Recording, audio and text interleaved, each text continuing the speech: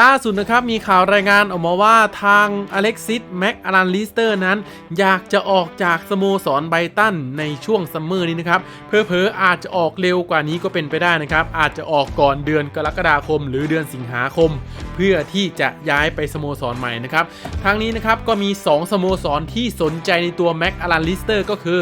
ลิเวอร์พูลกับแมนเชสเตอร์ยูไนเต็ดนะครับทั้งนี้นะครับทางด้านลิเวอร์พูลนั้นอย่างเจอร์เกนคล็อปก็สนใจที่จะได้มิดฟิลด์ตัวลุกนะครับมาเสริมทัพในช่วงซัมเมอร์แต่ทางด้านแมนยูก็สนใจเหมือนกันที่อยากได้มิดฟิลด์ตัวลุกเหมือนกันที่มาเสริมทัพในช่วงซัมเมอร์นะครับทั้งนี้นะครับทางโรมาโน่ก็ได้ออกมาวิเคราะห์คาดการณ์ว่าถ้าเกิดการย้ายทีมของอเล็กซิสแม็กอารันลิสเตอร์เกิดขึ้นมีความเป็นไปได้ที่อเล็กซิสแม็กอารันลิสเตอร์อาจจะย้ายไปสโมสรแมนยูเพราะว่าถ้าแมนยูจบท็อป4ในฤดูกาลนี้และไปลุ้นศึกยูฟ่าแชมเปี้ยนลีกจะทำให้อเล็กซิสแม็กอารันลิสเตอร์นั้นเลือกมาแมนยูนั่นเองนะครับต่อมานะครับก็เป็นข่าวของกานาโชนะครับที่เขาตัดสินใจจะไปฟุตบอลโลก U20 นะครับซึ่งถ้าเกิดเขาไปเนี่ยเขาก็จะพลาดลงเล่นนัดชิงชนะเลิศ FA ครับที่แมนยูจะพบกับแมนซิตี้นะครับทั้งนี้นะครับการที่กานาโชไปฟุตบอลโลก U20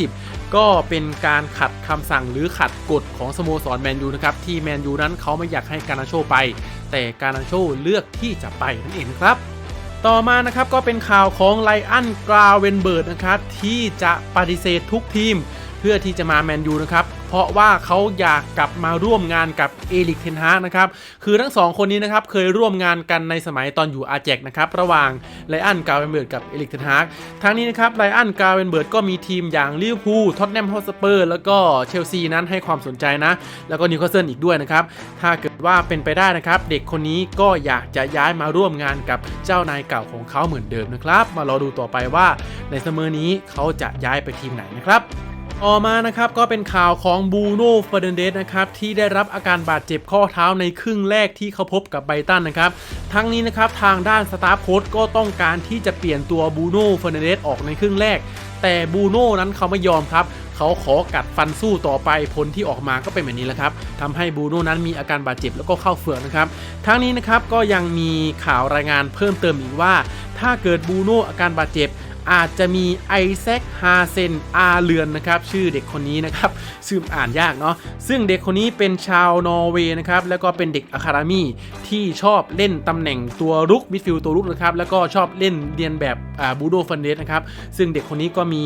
บรูโน่เฟอร์นันเดสนั้นเป็นไอดอลนะครับคาดว่าในช่วงฤดูกาลหน้าเด็กคนนี้อาจจะมาเป็นตัวแทนของบรูโน่ก็เป็นได้นะครับถ้าหากเราซื้อมิดฟิลด์ตัวรุกมาเพิ่มไม่ได้ในช่วงซัมเมอร์นะครับ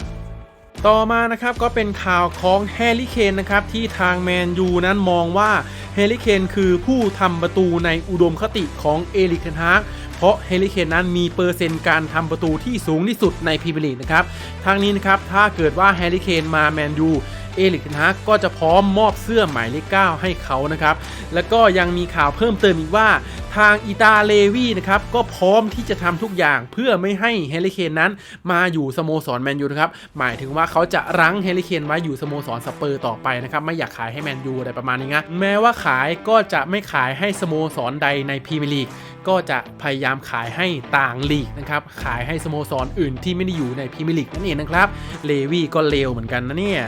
ยังไม่พอนะครับถ้าหากว่าแฮร์รี่เคนนั้นเลือกที่จะมาแมนยูในช่วงซัมเมอร์แมนยูก็จะพร้อมเพิ่มสัญญาปัจจุบันของแฮร์รี่เคนนะครับหมายถึงว่าเพิ่มค่าเหนื่อยนะครับจากเดิมแฮร์รี่เคนได้ 200,000 ปอนด์ต่อสัปดาห์กับสเปอร์แต่ถ้าแฮร์รี่เคนย้ายมาแมนยูก็จะเพิ่มค่าเหนื่อยให้แฮร์รี่เคนเป็น 300,000 ปอนด์ต่อสัปดาห์เลยทีเดียวนะครับแฮร์รี่เคนก็เลือกเอาว่าจะอยู่หรือจะไปนะครับถ้าเกิดมาแมนยูก็ได้ไปเล่นยูฟ่าแชมเปี้ยนลีกเด้ออาจจะได้แชมป์ก็ได้ในฤดูกาลหน้าต่อมานะครับก็เป็นข่าวของเฟสนะครับที่เขาได้ออกมาพูดว่าฉันชอบชื่อเล่นว่าชื่อบาทหลวงซึ่งฉันชอบโพสต์บนโซเชียลเกี่ยวกับการที่พระเจ้านั้นให้พรเราหรือเราขอพรกับพระเจ้า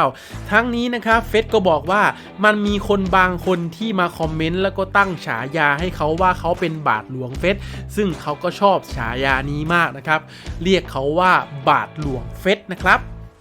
ต่อมานะครับก็เป็นข่าวของดาบิดเดเคอานะครับที่ทางสโมสรแมนยูไนเต็ดนั้น พร้อมที่จะเซ็นสัญญาฉบับใหม่กับดาวิด DKR เป็นที่เรียบร้อยแล้วครับแต่นะครับ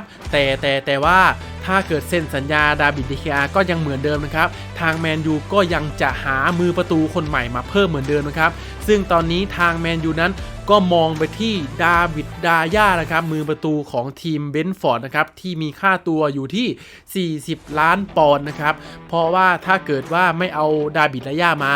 เราก็จะไม่มีมือประตูที่สำรองไว้นะครับเพราะว่าทางดีน เฮนเดอร์สันเขาก็ไม่อยากกลับมาสโมสรแมนยูแล้วนะครับเขาอยากออกจากสโมสรแมนยูเต็มแก่แล้วนะครับแต่ถ้าหากว่าดีน เฮนเดอร์สันจะกลับมาสโมสรแมนยูใช่ไหมครับเขาก็ขอเป็นมือหนึ่งของสโมสรนะครับซึ่งท่านผู้ชมก็คิดดูเอาละกันนะครับว่าฟอร์มตอนนี้ DKR ก็ดีเหลือเกินนะครับแต่ก็มีบางครั้งที่มันผิดพลาดเนาะก็รู้หรือDKR นั้นก็เล่นบอลเท้าไม่ค่อยเก่งนะแต่เรื่องการเซฟเนี่ยก็ต้องยกให้เขานะครับดีน เฮนเดอร์สันเขาขอมาประมาณนี้นะถ้าขอกลับมาแล้วขอให้ได้เป็นมือหนึ่งนะครับก็มารอดูกันว่าใครจะอยู่ใครจะไปนะครับต่อมานะครับก็เป็นข่าวของกลันเปลินีกุนซืออาตาลันต้านะครับที่ได้ออกมายกย่องของลามุดฮอยลุนไว้ว่าผมยังไม่เคยเห็นกองหน้าคนไหนเก่งเท่าฮอยลุนตอนอายุ 20เขาสามารถพัฒนาได้อีกมากมายเขาเป็นคนที่ยอดเยี่ยมมากสโมสรที่ดีที่สุดในยุโรปมักจะให้ความสนใจกับพรสวรรค์ของนักเตะรายนี้และในซัมเมอร์นี้ถ้าฮอยลุนไม่ต่อสัญญากับอาตาลันต้าแน่นอนข้อเสนอจากสโมสรยักษ์ใหญ่ในยุโรปก็จะเสนอมาเป็นเงินก้อนโตและมันอาจจะทำให้พวกเรานั้นปฏิเสธข้อเสนอเงินก้อนโตนั้นไม่ได้นะครับแสดงว่าพูดอย่างประมาณนี้ก็คือพร้อมที่จะขายนะถ้าเกิดว่าราคามันแพงนะครับผมว่าแพงแน่นอนเด็กคนนี้เพิ่งอายุ20เองซื้อไปเนี่ยก็อาจจะใช้งานได้หลายปีเลยทีเดียวนะครับต่อมานะครับก็เป็นข่าวของวิกเตอร์ ลินเดเลฟนะครับที่ทางแมนยูไนเต็ดร่วมกับเอริก เทนฮากพร้อมที่จะคุยเกี่ยวกับอนาคตของ ลินเดเลฟในอีกไม่กี่สัปดาห์ข้างหน้านะครับและตอนนี้ทางด้านแมนยูกับเอริก เทนฮากก็ปฏิเสธข้อเสนอจากแอตติโก มาดริดและก็อินเตอร์มิลานนะครับเพื่อส่งต่อความกดดันให้ลินเดเลฟนะครับประมาณว่าอยากให้ลินเดเลฟเลือกว่าจะอยู่แมนยูต่อหรือจะไปแอตติโก มาดริดหรือจะไปอินเตอร์มิลานหรือจะไปทีมอื่นนะครับซึ่งก็มีข่าวแว่วๆมาว่าทางแมนยูนั้นก็พร้อมที่จะขายวิกเตอร์ ลินเดเลฟในช่วงซัมเมอร์นี้นะครับต่อมานะครับก็เป็นข่าวของแฟรงกี้ เดยองนะครับที่ทางด้านบาร์เซโลนานั้นตัดสินใจแล้วว่าจะไม่ขายแฟรงกี้ เดยองออกในช่วงซัมเมอร์นี้นะครับเพราะมองว่าแฟรงกี้ เดยองนั้นเป็นนักเตะคนสำคัญของบาร์เซโลนาและเป็นนักเตะคนโปรดของชาบี้ อานันเดสอีกด้วยนะครับทั้งนี้นะครับถ้าหากว่าบาร์เซโลนานั้นจำเป็นต้องขายนักเตะคนใดคนหนึ่งออกในช่วงซัมเมอร์เพื่อลดปัญหาทางการเงินของสโมสรก็ยืนยันว่าจะไม่ขายแฟรงกี้ เดยองออกแน่นอนก็คือจะไปขายนักเตะคนอื่นนะครับทางนี้นะครับก็เป็นข่าวจากฟาริวิโอ โรมาโนนะครับ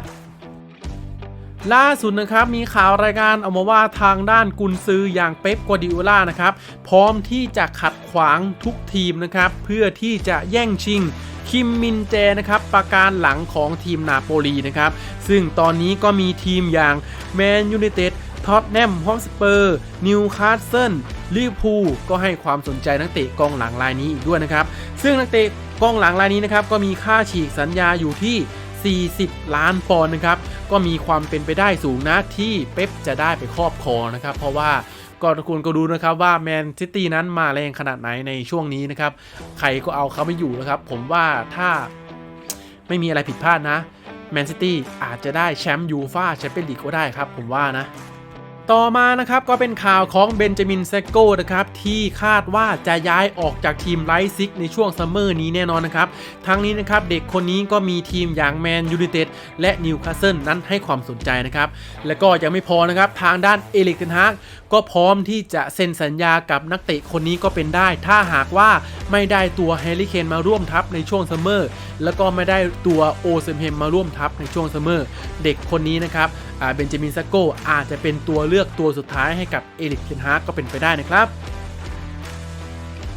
ครับสุดท้ายนะครับผมก็อยากให้ทุกคนตระหนักถึงคำพูดของเฟอร์กูสันที่พูดว่าถ้าเกิดคุณรับไม่ได้ในวันที่เราแพ้